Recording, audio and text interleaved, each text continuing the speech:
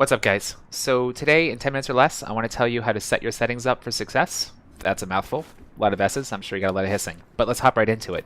So first, options to gameplay settings. So right here, you want to set yourself up for manual dodge. So trying to dodge with the space key kind of sucks because you would have to do it very precisely, right? Or if you miss it, if you dodge, if you miss it, if you try to spam it, you might end up doing dodge into jump. So you'll only hit it once. And that's less efficient than being able to hit it a million times and always hit it when you want to. Because if you go over a small crack, you can't dodge. And double clicking is just a little slower, right? And it's harder to spam, in my opinion. This is not for everyone, but I think in like 90% of cases, you're better off hard binding manual dodge. So in order to do that, you need to enable this, disable. Then you need to turn on dodge on diagonal forward input, turn off double tap dodge. Okay, good. While you're here, disable head bobbing and camera shake because who needs that? And this is a critical one. Player outlines always on. It means you'll never not see your teammates again. There'll be big glowing green blobs all the time. Field of view, to me, it's a trade-off. High field of view, fishbowl, means things look small far away, right? But more peripherals. So it's a trade-off. You have to dial it in for yourself. I think 199 is what I've been at forever is a good trade-off between the two. Some people think 110 is a good trade-off. Some people think 80 is a good trade-off. You got to figure it out for you. Try it. Nothing else here I think is too important. Let's go to display settings. I'm not going to go over the technical features here. They're not that important, I think. Gamma to preference. Snow maps, you might want to take it down a little bit.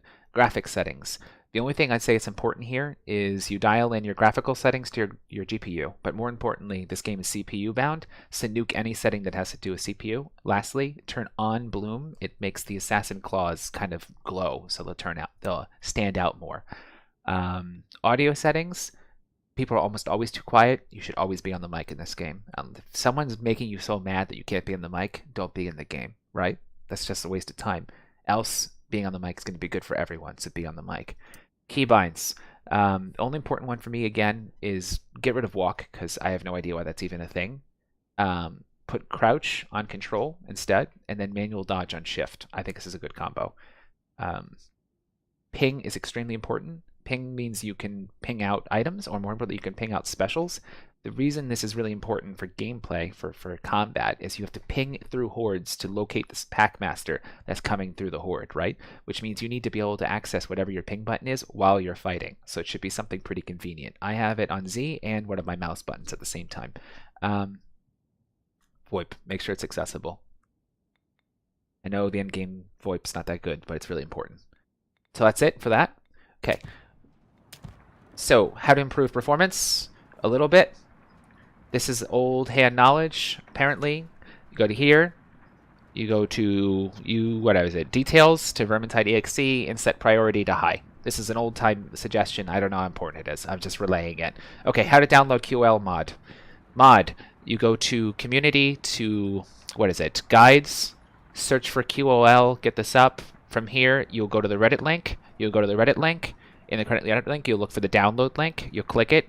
You'll download. It'll come as a zip file. You go to Steam apps, to common, to Warhammer, End Time, Vermintide, to binaries. You'll drop it there, unzip. Literally, that's it. You're done. You're good to go. You'll know it's on because you'll go to start a game. You'll get in. You go to options. Mod settings will be there. Turn on the following if you'd like. Third person.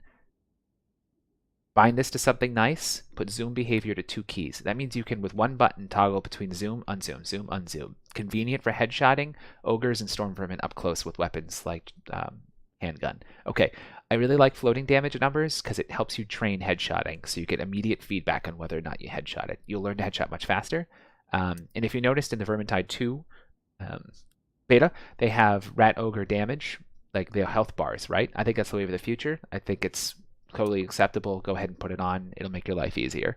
Another big one, True Flight tweaks, works for Bolt Staff too.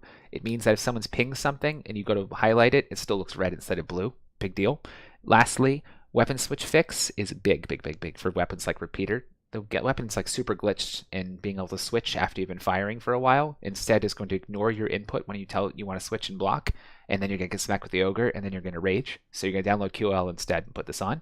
I'm also going to send a link to the VMF, the Vermintide Mod framework, which has a lot of similar features, a lot of identical features. There's some that are not shared. You take a peek. I have both. I use one sometimes the other.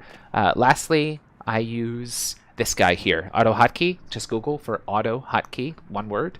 And I use it for only one reason at this point. Well, I guess two.